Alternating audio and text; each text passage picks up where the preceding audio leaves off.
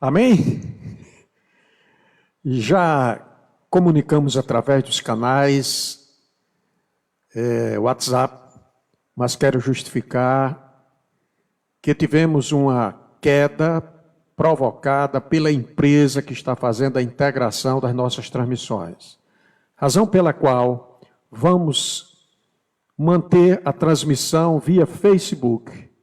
Pedimos desculpas aos que estavam assistindo pelo WhatsApp, mas podem reintegrar o Facebook, sendo comunicado aí pelos irmãos, pelos amigos, e nós estaremos, a partir desse momento, com a participação de todos, abrindo as suas Bíblias, porque nós estaremos compartilhando um texto da Palavra de Deus, da Bíblia Sagrada, o livro que nos aproxima mais do Senhor, o livro que nos faz mais vinculados ao Espírito da Palavra, que é o Espírito da profecia, que é o Espírito Santo, que é o Espírito de Jesus Cristo, que é o Espírito de Deus.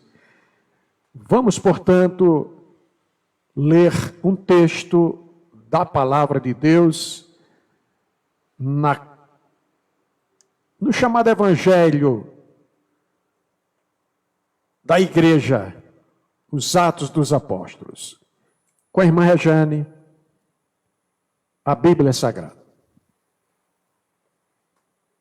Paz do Senhor, igreja querida, glória a Deus por mais este dia que o Senhor tem nos concedido, de juntos estarmos para louvarmos e engrandecermos o nome do Senhor e aprender mais da sua palavra. Nós vamos ler no livro de Atos, capítulo 15, verso 22 ao 29, que fala a decisão enviada a Antioquia. Então pareceu bem aos apóstolos e aos presbíteros, com toda a igreja, tendo elegido homens dentre eles, enviá-los juntamente com Paulo e Barnabé a Antioquia. Foram Judas, chamado Barsabás, e Silas, homens notáveis entre os irmãos. Escrevendo por mão deles, os irmãos, tanto os apóstolos como os presbíteros, aos irmãos de entre os gentios em Antioquia, Síria e Sicília, saudações. Visto sabemos que alguns que saíram de entre nós, sem nenhuma autorização, vos têm perturbado com palavras, transtornando a vossa alma. Pareceu-nos bem, chegados a pleno acordo, eleger alguns homens e enviá-los a vós, com os nossos amados Barnabé e Paulo, homens que têm exposto a vida pelo nome do nosso Senhor Jesus Cristo. Enviamos, portanto, Judas e Silas, os quais pessoalmente vos dirão também estas coisas. Pois pareceu bem ao Espírito Santo e a nós não vos impor maior encargo além destas coisas essenciais, que vos abstenhais das coisas sacrificadas a ídolos, bem como do sangue, da carne de animais sufocados e das relações sexuais ilícitas. Destas coisas fareis bem se vos guardardes. Saúde. Amém. Que Deus nos abençoe e abençoe o nosso pastor no ensinamento desta palavra. Amém. Amém. Meus amados irmãos, aos que chegaram de retorno agora, nós estamos buscando as melhores opções de transmissão da palavra à distância. E nesse processo, porque isso não acontece da noite para o dia, isso é um processo que vai sendo maturado, que vai sendo desenvolvido com muito cuidado, com muita responsabilidade. Nós estamos analisando opções. E uma dessas empresas que já fazia, que já nos atendia anteriormente no site da ADEMP, tem se prontificado a ser a ferramenta de unificação de nossas transmissões, recebendo o nosso sinal e redistribuindo para os canais que nós assim escolhermos. De modo que peço desculpa aos irmãos pela interrupção momentânea que nós tivemos. Chegará o momento em que nós estaremos definindo quem estará trabalhando ao nosso lado com a melhor qualidade técnica. Orem também nesse sentido, para que o Senhor aperfeiçoe também o nosso fazer e também as tomadas de decisão que nós estamos, dia após dia, perseguindo e conquistando. Amém? Vamos agora para algo que é infalível. A palavra de Deus. Quero lhe convidar nesse momento para nós trabalharmos um pouquinho a Bíblia Sagrada em forma de estudo, como temos feito às sextas-feiras. O tema de hoje envolve essas 3 palavrinhas que estão aí: doutrina, usos, costumes. Didaticamente, nós vamos apresentar a nossa reflexão com esse tema, doutrina, usos e costumes, e com o subtema que aí está. Estaremos, portanto, trabalhando doutrina, usos e costumes numa perspectiva bíblica e histórica. Alguém pode até perguntar: pastor, essa perspectiva, essa visão, esse enfoque é mais ortodoxo ou é mais heterodoxo? Eu próprio me fiz essa pergunta no momento em que estava elaborando essa reflexão. Vamos trabalhar numa linha mais progressista ou heterodoxa, ou numa linha mais conservadora, ortodoxa? E o Espírito me falou: vai na perspectiva bíblica. E aí está. Naturalmente estaremos evocando alguns fatos históricos, mas eles estarão no contexto da própria Escritura. Amém? Compreendido? Vamos então. Como sempre, vamos começar com alguns conceitos.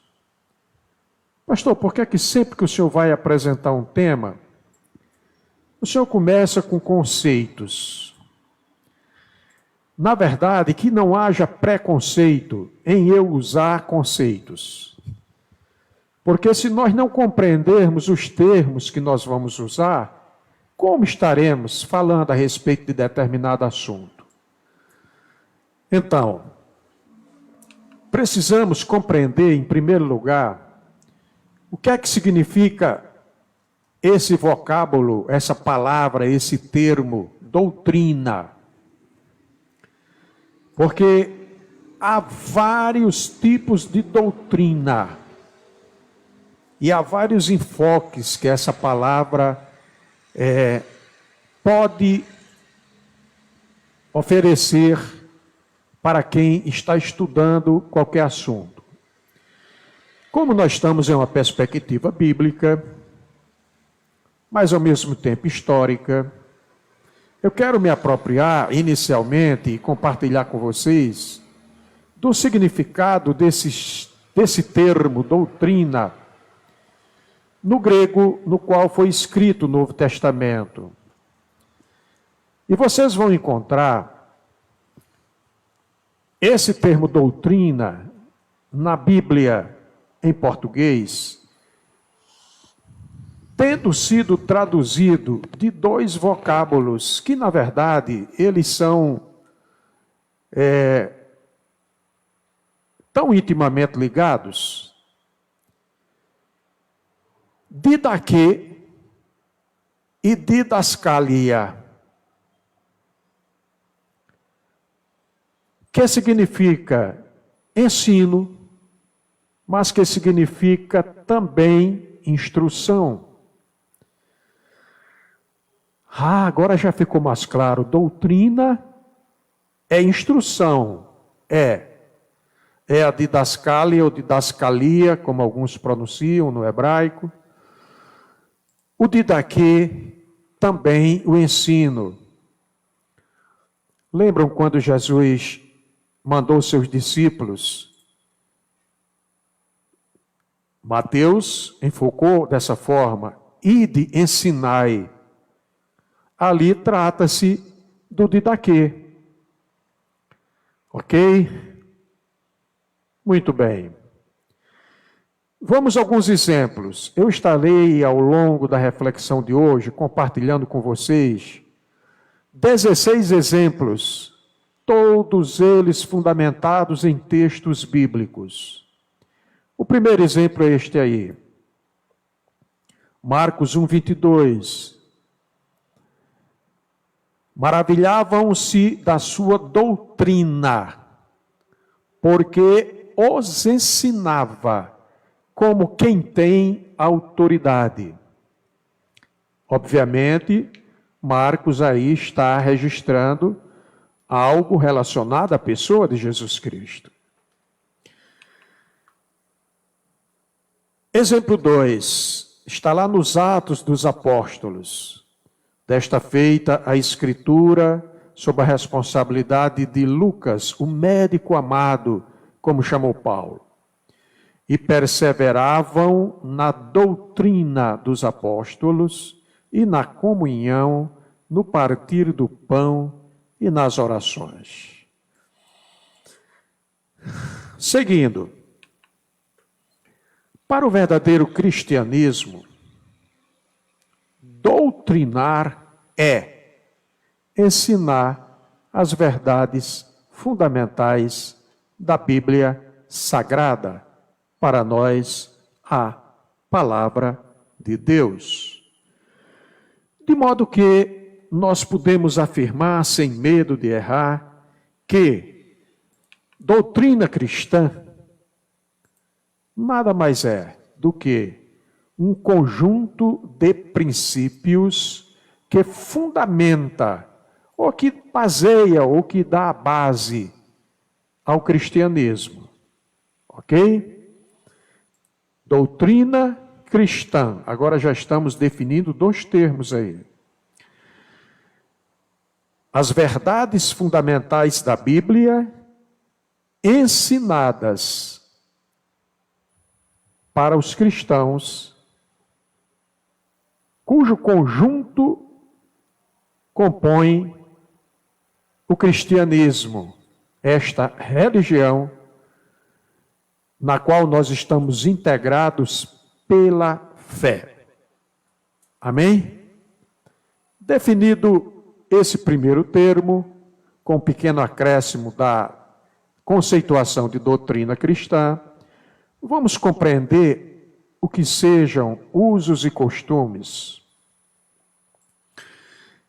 E aí eu quero pedir que você se aperceba que eu só coloquei agora um vocábulo, ethos. Pastor, isso tem a ver com ética? Claro que tem, mas não é o momento da gente falar sobre isso agora. Usos e costumes são normas. Normas que são definidas a partir de práticas consagradas de um povo e que são provenientes de estilo, de hábito, de moda e de rotinas sociais que vão sendo construídas com o passar do tempo na vida de um determinado povo. se apercebam que até agora eu estou tratando usos e costumes como um conjunto de normas, ok? Mas eu quero fazer duas observações. É que no Novo Testamento há casos em que o vocábulo ethos é traduzido como uso, e há casos em que o vocábulo ethos é traduzido como costume, dependendo da versão da Bíblia que você estiver usando. E já adianto que mesmo em uma mesma versão, você vai encontrar em alguns momentos o termo no grego ethos sendo traduzido como uso ou sendo traduzido como costume em livros e em capítulos e em versículos diferentes. Segunda observação que eu quero lhe fazer é que certas normas, porque nós definimos usos e costumes como normas. Certas normas, ela provém da lei judaica. Ok? Então não é só estilo, hábito, moda, uma rotina social formada a partir da forma de pensar do povo, das atitudes do povo. Elas podem sim ser provenientes da lei. Eu estou enfatizando aí lei judaica, porque estou me atendo a um texto que foi escrito por judeus e alguns para judeus. Mas eu quero lhe dizer que há usos e costumes que são revelados na Escritura e que elas provêm da lei romana. Ok? Vamos adiante. Terceiro exemplo que eu quero trazer nesta noite. Em Lucas 12, 27. E pelo Espírito foi ao templo, e quando os pais trouxeram o menino Jesus, para com ele procederem segundo o uso da lei, e o versículo continua, mas o que me importa aí é isto, estamos tratando aí, perceba, do uso da lei judaica. Ok? Um quarto exemplo, dessa feita em João, capítulo 19, versículo 40. Observe agora esse exemplo, como ele é interessante. Tomaram, pois, o corpo de Jesus e o envolveram em lençóis com os óleos aromáticos, como é costume. Aí eu estou na versão Nova Almeida Atualizada. Mas se eu for para Almeida Revista e Atualizada, que é prima legítima dela, aliás, é quase gêmeo univitelino, você vai encontrar, em lugar de costume, o termo uso no português. Ok? Então, no mesmo versículo, em duas versões muito parecidas, uma uso, a outra costume. Vou reler. Tomaram, pois, o corpo de Jesus e o envolveram em lençóis com os óleos aromáticos, como é costume ou uso entre os judeus na preparação para o sepultamento. Ok? Muito bem. Vamos ainda a um quinto exemplo, dessa feita no Atos dos Apóstolos. E eu quero chamar a atenção, mais uma vez, para duas versões diferentes, usando os termos costume, a Nova Almeida Atualizada, e utilizando o uso, só que dessa vez na versão mais tradicional, mais ortodoxa, dos crentes assembleianos mais antigos, que é a Almeida Revista e Corrigida. Olha o versículo que é que diz. Se vocês não forem circuncidados segundo o costume de Moisés, ou o uso de Moisés, não podem ser salvos. Então, o termo costume aí, utilizando o recurso de uma determinação da lei mosaica. Um sexto exemplo. Ainda nos Atos dos Apóstolos, mais adiante, eu lhes disse que não é costume dos romanos condenar quem quer que seja, sem que o acusado tenha presentes os seus acusadores e possa defender-se da acusação. Nós temos aí o apóstolo Paulo fazendo uma citação em sua própria defesa, dizendo que a lei romana não permite que ninguém seja condenado sem que os seus acusadores estejam presentes e sem que ele possa se defender da acusação. Mas a tradução do texto bíblico utiliza a expressão: eu lhe disse que não é costume dos romanos. Foi assim que Lucas traduziu. Ok? Para finalizar, ainda a respeito de usos e costumes, eu quero chamar a atenção para que algumas atitudes individuais tendem a tornar-se regras sociais, em consequência do processo de repetição de suas práticas. Difícil entender isso? Não, não é difícil. Alguns indivíduos começam a tomar determinadas atitudes. Outros veem e vão repetindo.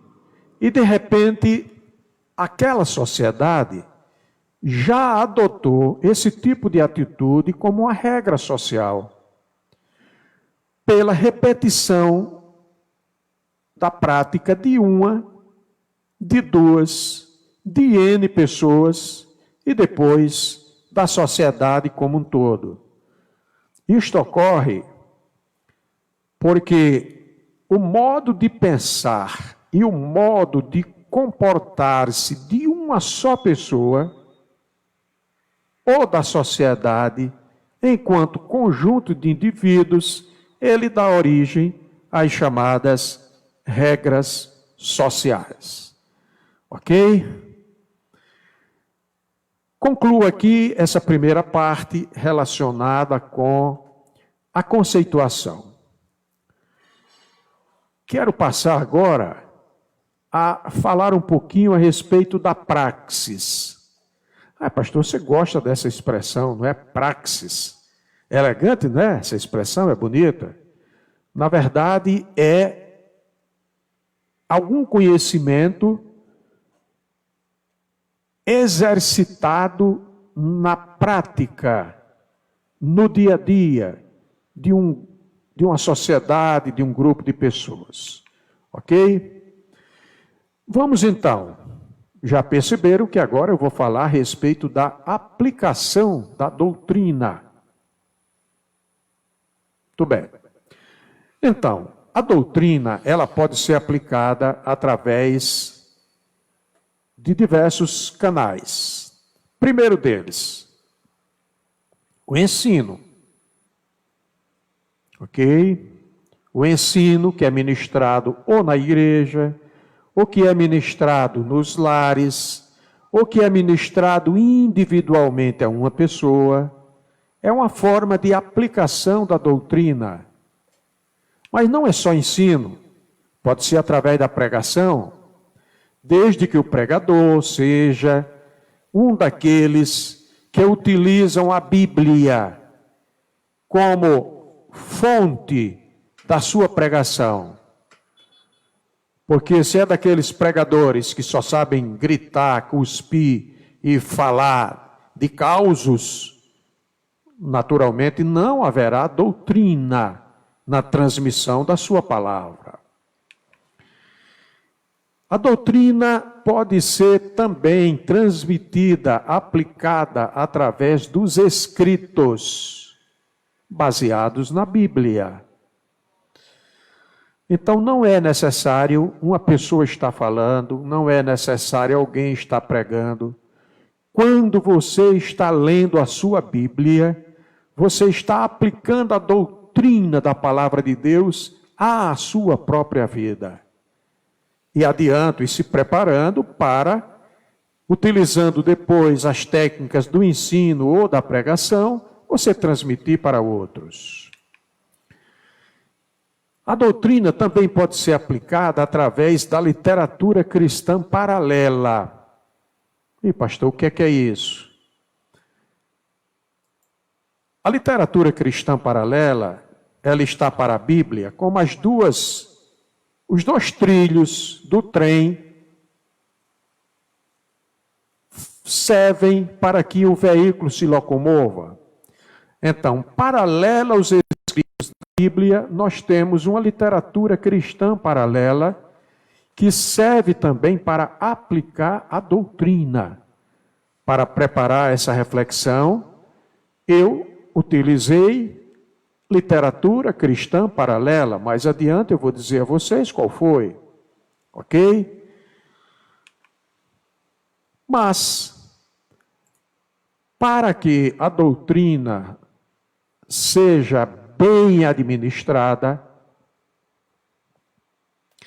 é necessário sempre que seja feito, queridos, de forma organizada. É essa organização que eu poderia estar dizendo, é essa sistematização que gera a chamada teologia sistemática, que nós estamos colocando em prática hoje à noite nessa nossa reflexão. Ok? Estamos tratando de teologia sistemática porque estamos tratando de doutrina bíblica.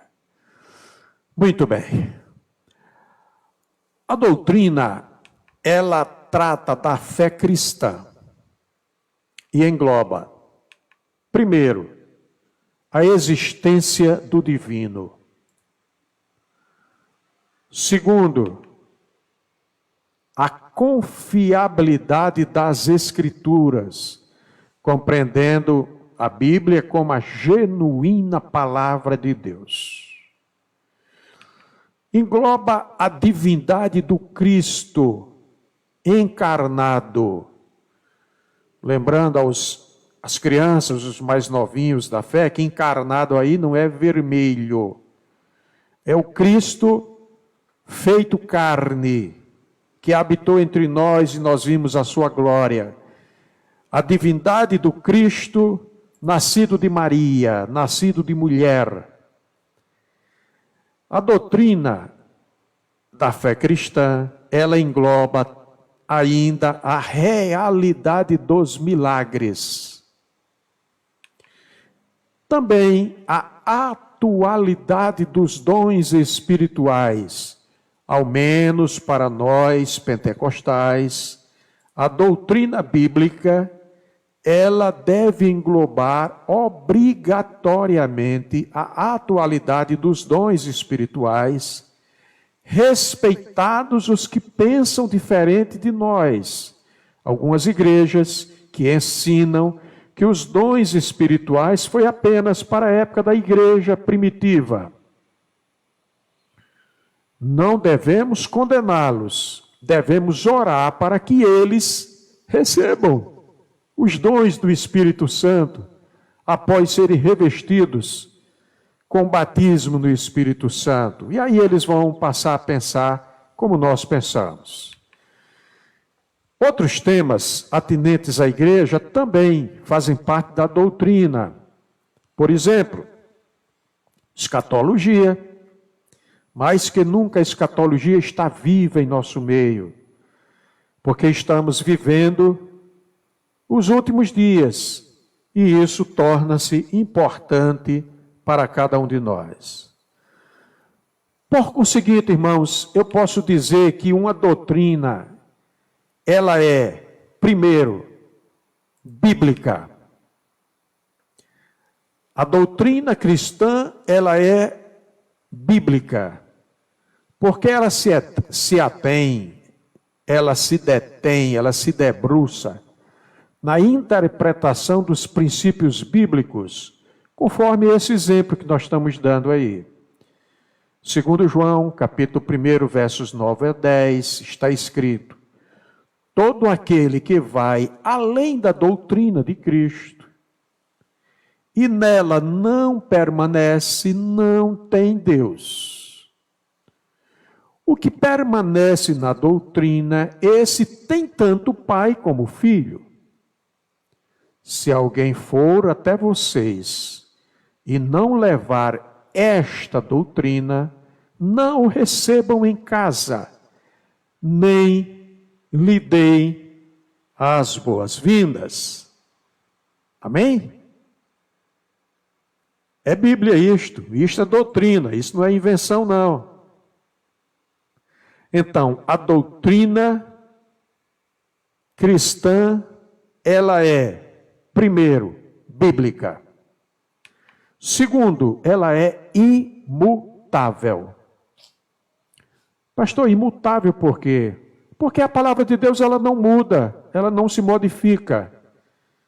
Passa o tempo, mudam as circunstâncias, mas a palavra de Deus permanece para sempre, pastor Moura. Aleluia. Glórias a Deus por isto. Olha que Pedro ensinou para nós todos. A erva seca e a flor cai, mas a palavra do Senhor permanece para sempre. Esta palavra é o evangelho que foi anunciado a vocês, plenos amados de Deus. É esta palavra que nós pregamos em nossas igrejas. A doutrina bíblica imutável, mas também universal. Universal por quê, pastor? Por duas razões. A primeira, porque ela se destina a todo o mundo cristão. Segundo, porque ela contém todo o ensino revelado como regra de fé e de prática para os crentes em Jesus Cristo. Amém? Isto para que o cristão viva uma vida saudável em Cristo. Primeiro, objetivando um relacionamento íntimo com Deus. Segundo, visando a regeneração, a santificação e a salvação de todos os homens. Vamos a um outro exemplo, de número 9. Olha o que Paulo recomenda ao jovem Timóteo. Timóteo, cuide de você mesmo e da doutrina. Continue nesses deveres, porque, fazendo assim, você salvará tanto a si mesmo como aos que o ouvem. Amém? 10º exemplo. Mais uma vez, Paulo a Timóteo, explicando aqui agora por que ele, Paulo, recomendou que Timóteo cuidasse da doutrina. E ele diz: toda a Escritura é inspirada por Deus e útil para o ensino, para a repreensão, para a correção, para a educação na justiça, a fim de que o servo de Deus seja perfeito e perfeitamente habilitado para toda boa obra. Amém? Glórias a Deus. Essa é a praxis da doutrina no meio da igreja cristã. Mas, pastor Gilson, tem também praxis de usos e costumes? Tem. Paciência. Vou compartilhar com você. Vamos então. usos e costumes podem mudar em razão de vários motivos. Isso já é uma abordagem prática, já é a praxis. Ok?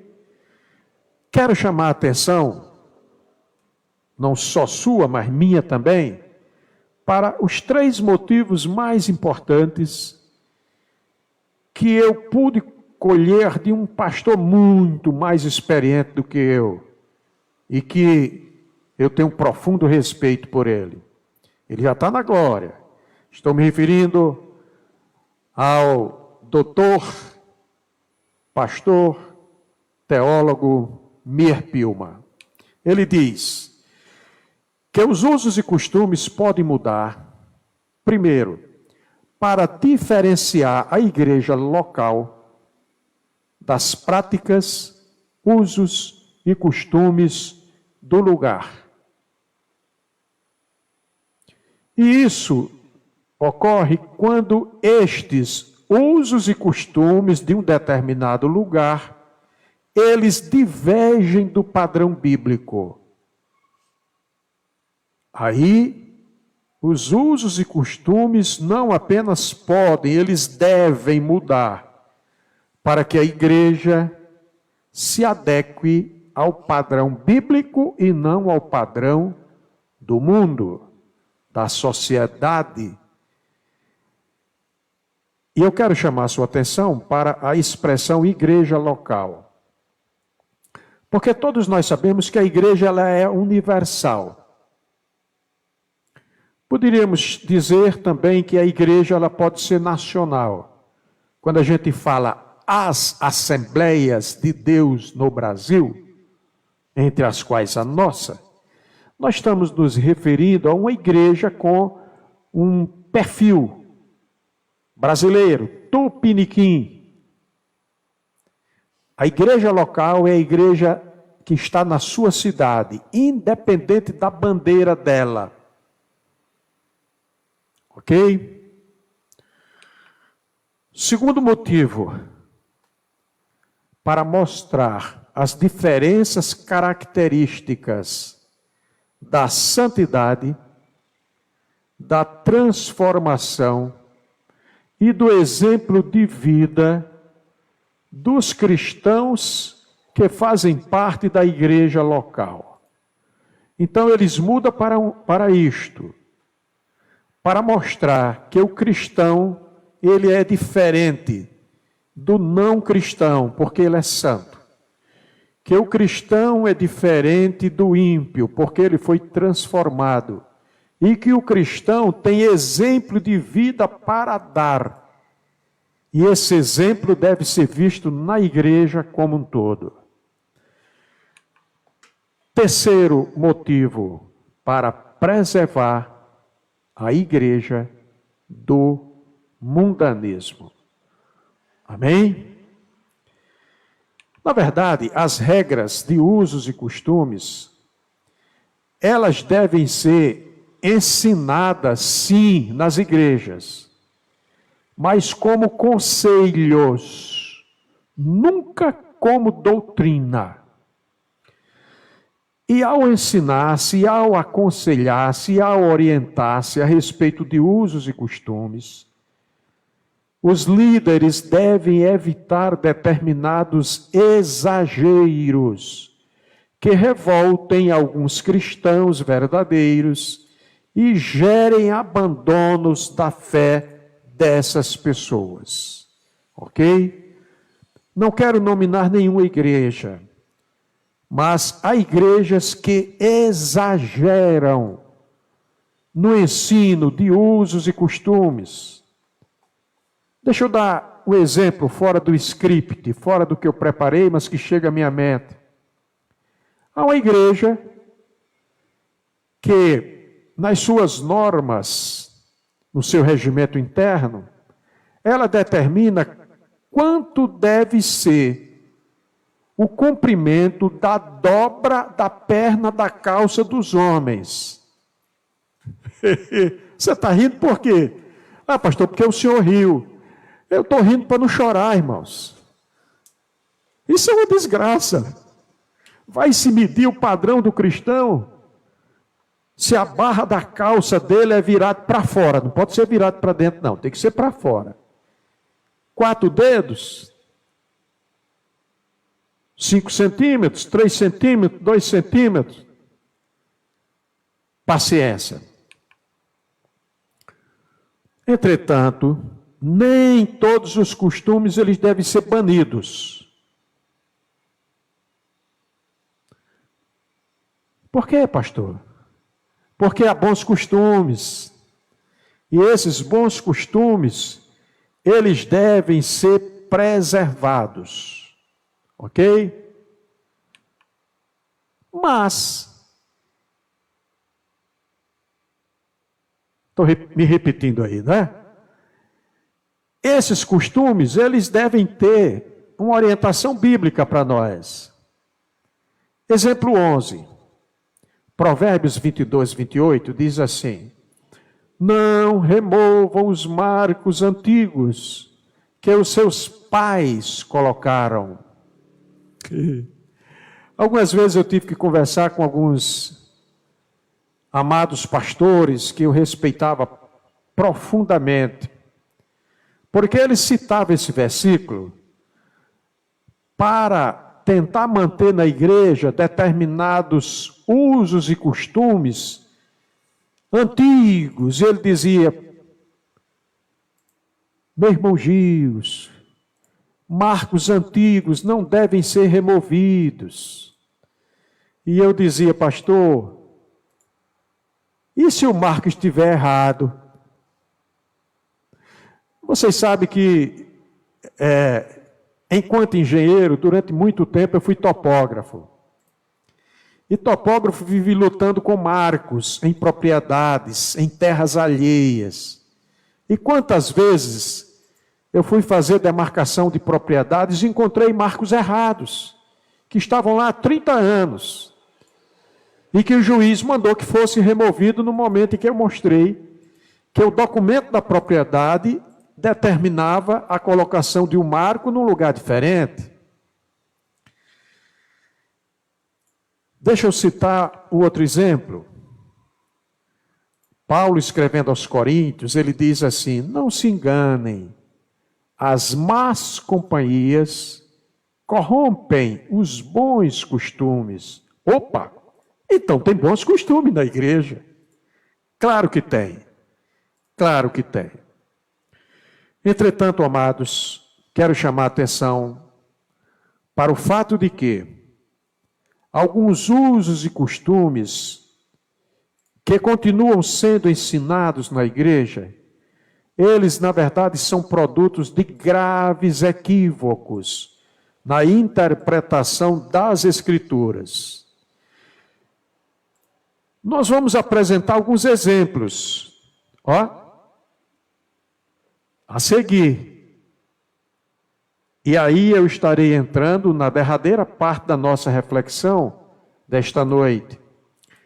Mas antes de entrar nesses exemplos, pode ser que eu vá ferir a sensibilidade de alguém, principalmente de alguém antigo que está ouvindo esse ensino desta noite, que é um ensino bíblico, que é um ensino fundamentado nas Sagradas Escrituras, mas que alguém aprendeu durante 40 anos da vida, de uma forma diferente. Eu quero dizer para você que eu vou me apropriar de uma literatura, essa é a literatura paralela, em que o autor consultado, o Ralph Goer, é um americano casado com uma inglesa, um artista, ele já faleceu, já passou para a glória, que deixou uma vastíssima produção artística, e entre essas produções, essa pérola, que foi traduzida para o português por esse irmão chamado Neide Siqueira. A obra, em inglês, leva esse nome: The New Manners of and Customs of Bible Times. Não é? uma coedição com a Moody Press, lá de Chicago, Illinois, nos Estados Unidos, a edição inglesa de 1987, então não é tão recente, e que tem a CPAD, a Casa Publicadora das Assembleias de Deus, como detentora dos direitos autorais dessa obra. E para reforçar ainda mais esse caráter, digamos, ortodoxo dessa literatura, a versão utilizada é a Almeida Revista e Corrigida, e aquela é a edição de 1995. E é em cima dessa literatura paralela que eu quero tratar a respeito de alguns equívocos históricos no ensino de usos e costumes dos tempos bíblicos. Amém? Vamos então. Primeiro, eu vou agora dar o exemplo para depois fazer o comentário que o autor, o Ralph Gauer, ele faz na sua literatura, no seu livro, Usos e Costumes dos Tempos Bíblicos. A CPAD publicou, me parece, com o nome Manual de Usos e Costumes dos Tempos Bíblicos. É um livro com a tiragem tremenda. Não haverá trajo de homem na mulher. E não vestirá o homem veste de mulher. Porque qualquer que faz isto, a abominação é ao Senhor teu Deus. Está escrito lá em Deuteronômio 22:5. Um texto que foi produzido para os judeus daquela época. Mas eu cresci em uma igreja em que impedia as jovens, porque uma mulher casada ou mais idosa nem pensar, estava no inferno se fizesse isso. Impedia a jovem de vestir calça comprida, com fundamento nesse versículo 22:5 de Deuteronômio. Aliás, ainda hoje tem muita gente que não usa, porque recebeu ensino de usos e costumes como se fosse doutrina. Preste atenção no que eu quero compartilhar com você agora. A túnica judaica básica, ela era idêntica para homens e mulheres, exceto por dois aspectos. Primeiro, a cor. A túnica das mulheres daquela época era azul. Segundo, porque a túnica do homem era mais curta. O comprimento dela ia até o joelho, cobria o joelho ou chegava ao joelho. Enquanto que da mulher ia até o tornozelo. Mas as túnicas eram idênticas. A origem da proibição de trocar as roupas deve-se a um fato. Presta atenção. A religião dos cananeus passou a adotar a troca dessas vestes que eram semelhantes às dos judeus, com o objetivo de estimular sexualmente aqueles que estavam praticando a religião cananita. Por essa razão, entendem os estudiosos dos costumes, dos usos, à luz de pesquisas antropológicas e várias outras que são defendidas nesse livro, que foi esse o motivo pelo qual houve orientação da parte de Moisés para esse uso ou esse costume na época em que foi ensinado. Segundo exemplo, texto de 1 Coríntios 11:10.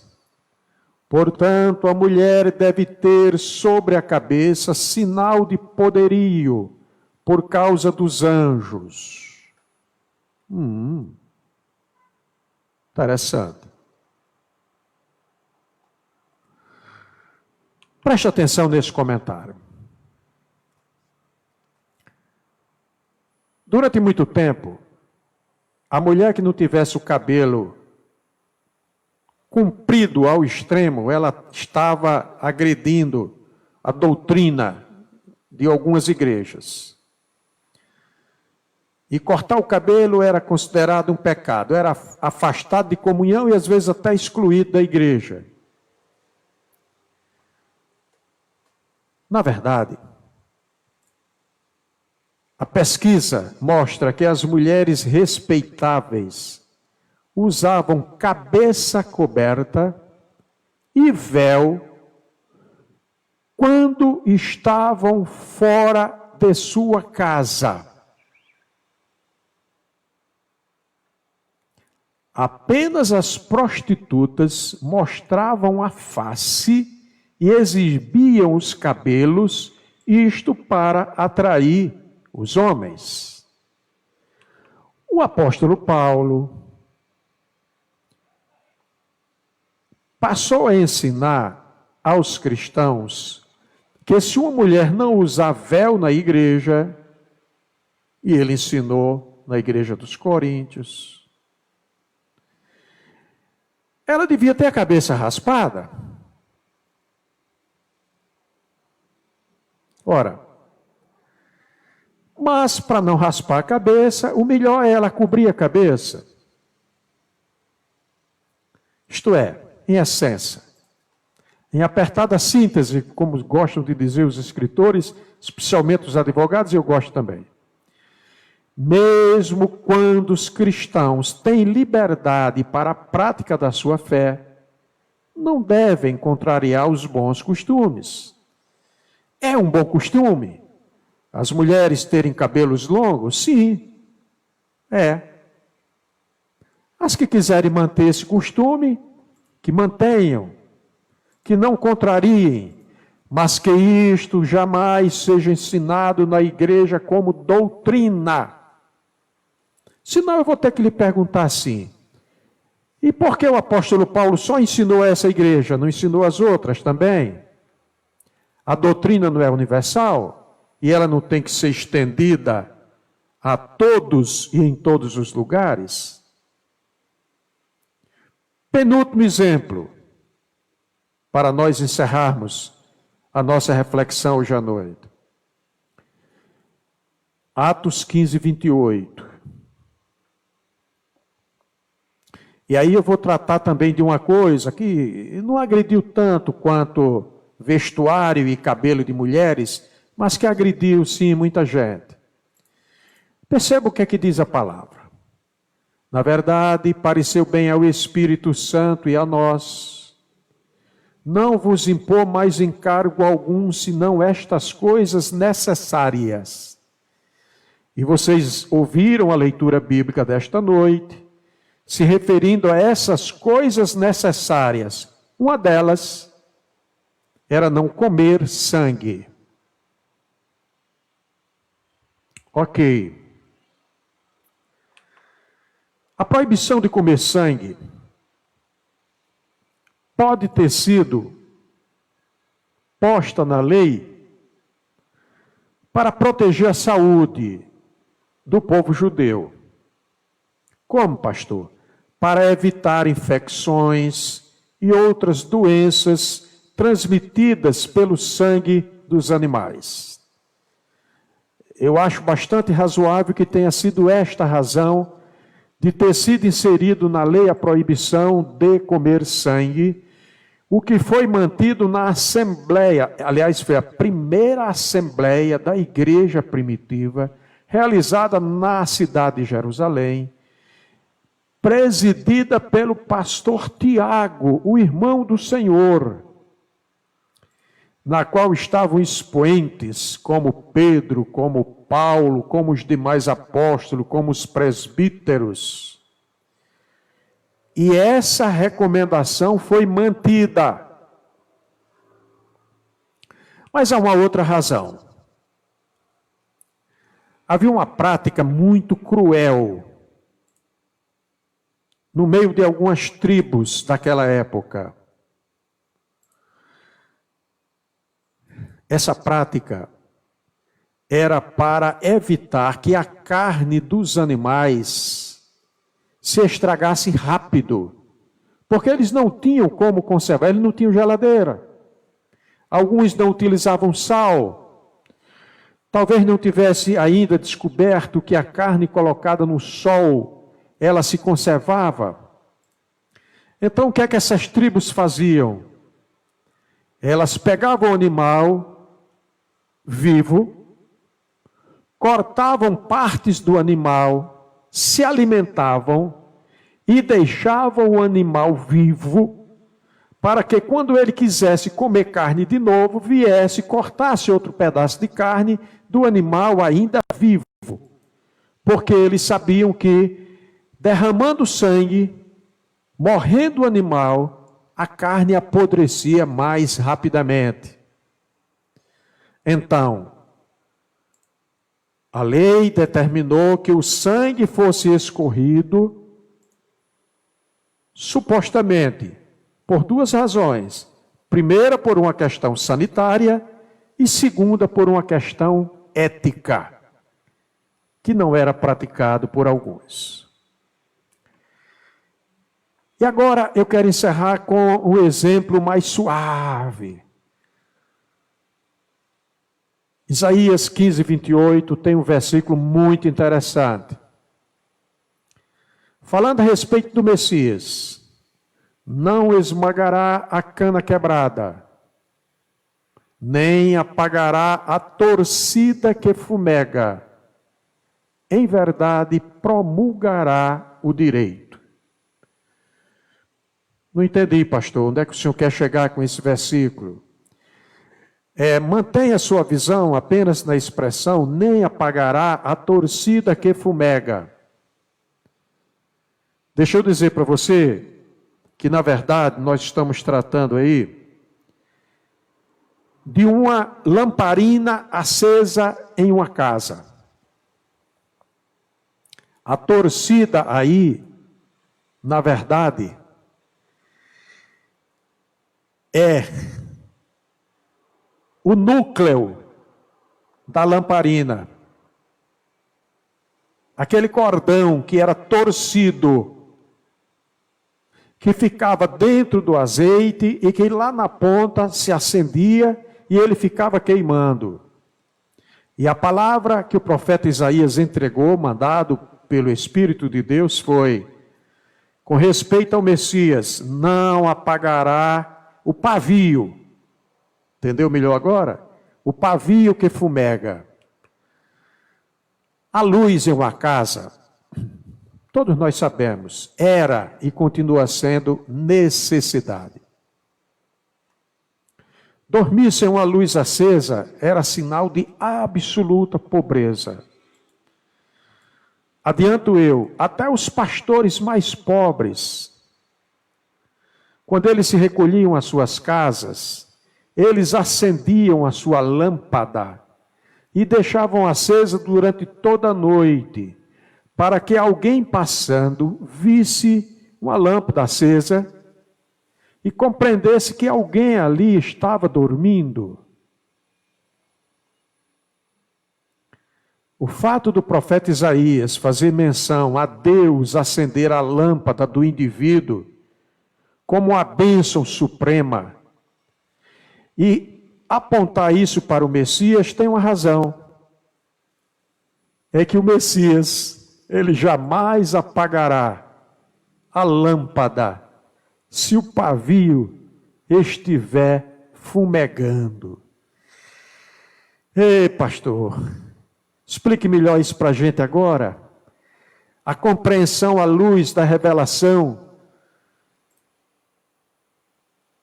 que está sendo trazida nesta noite. Deixa eu dizer para você o seguinte: você é crente, você está fraquinho, a sua lâmpada está quase apagando. Se o seu pavio estiver fumegando, Jesus Cristo não vai deixar a sua lâmpada apagar. Ao contrário, ele cortará o pavio, completará o azeite, para que a sua lâmpada venha estar ainda mais acesa. E esta é uma ilustração perfeita do cuidado de Deus através de Jesus Cristo para comigo, para conosco, para com você, meu amado irmão, minha amada irmã. E diga amém. Glórias a Deus. Que o Senhor possa confirmar essa palavra na sua vida. E enquanto nós vamos verificar se chegou algum pedido de oração, chega, meu irmão Roberto, traz mais uma vez o louvor que encha a nossa alma de gozo e de alegria na presença do Senhor, que faz a nossa lâmpada ficar mais acesa, porque o Senhor Jesus, através do seu Espírito, está nos ativando nesta noite.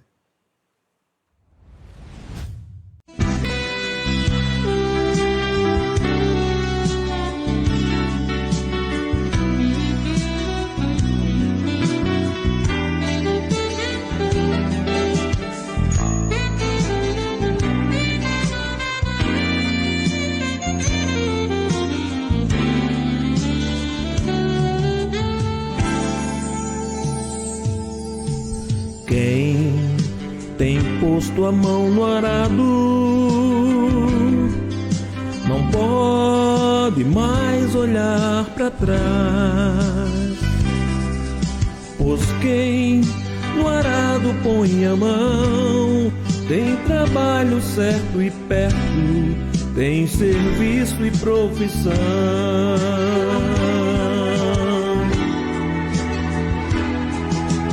Quem tem posto a mão no arado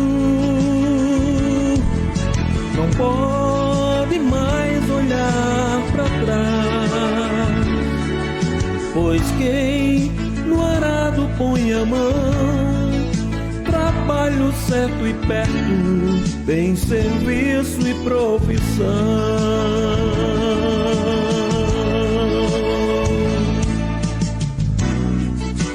Lança a semente, espalha pelo chão, planta em tua terra, faz do teu trabalho tua guerra.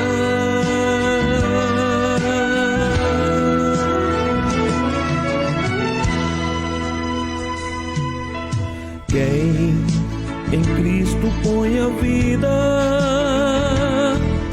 não pode mais olhar para trás, pois quem ao Mestre deu a mão, trabalho certo e perto, tem serviço e profissão.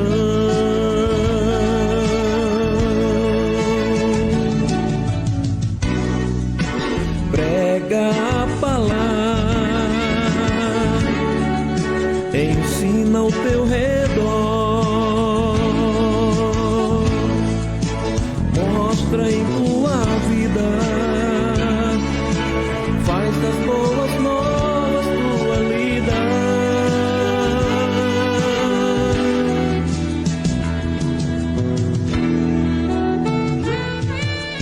Quem tem posto a mão no arado não pode mais olhar para trás, pois quem no arado põe a mão, trabalho certo e perto, tem serviço e profissão.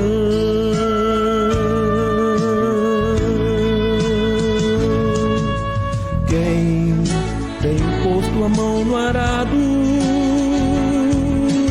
quem em Cristo põe a vida, quem tem posto a mão no arado,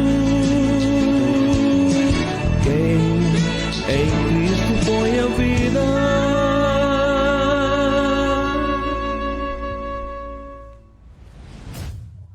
Oh, glória a Deus, irmãos. Ó, Estamos com a mão no arado, não vamos soltar, não vamos olhar para trás, vamos prosseguir, porque a vitória é nossa em nome de Jesus. Queremos nessa noite encerrar, queridos, com duas notícias boas, maravilhosas, porque Deus tem nos abençoado. A primeira vocês já puderam compartilhar ao longo da transmissão. O presbítero Guilherme já fez postar na tela o comentário da nossa secretária sempre ativa, a irmã Kilce, e também a gratidão do coração da irmã Suelen, que foi encerrada a cirurgia do Tiago Halley. Graças a Deus ele já está em recuperação. E amanhã, com a bênção do Senhor, receberá alta para retornar para o seu lar. E vimos também a notícia feliz, oportuna, de que estava retornando para o seu lar a irmã Neuma, mãe de uma das nossas irmãs mais novas da sede, mais nova em termos de presença entre nós, mas ela também é nova de idade, batizada em águas, batizada no Espírito Santo, participando conosco, passou provação tremenda. Estou me referindo à irmã Wildima, esposa do irmão Tássio. Hoje, Madamastor tem festa. As boas novas relativas à sua família são muitas. Parabéns, irmã Gracinha. Louvado seja o nome do Senhor. A notícia de que a irmã Neuma, retornando para casa hoje, encerra um ciclo.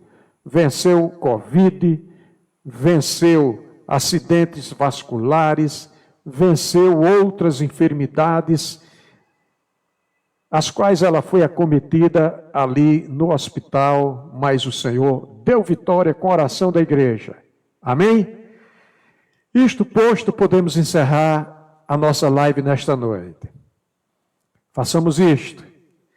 Obrigado pela presença, todos os pastores, obreiros, nossa diretoria amada, cooperador e atuante, obreiros da sede, santos diáconos, mulheres do círculo da oração, jovens, adultos, crianças que participaram conosco, apesar do horário, aqui mesmo nós temos alguns, presencialmente participando conosco.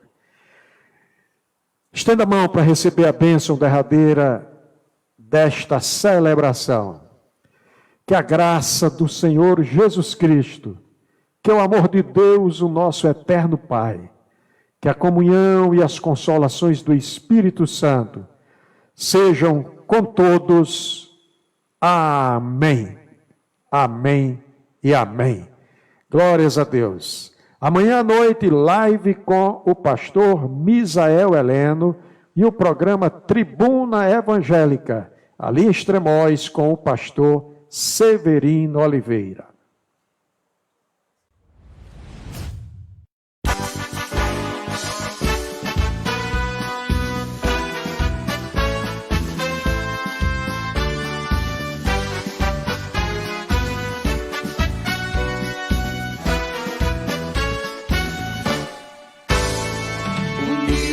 Avante, lutemos com esse ideal avançar. Coragem, ó plenos da graça, em nossa Assembleia brilhar.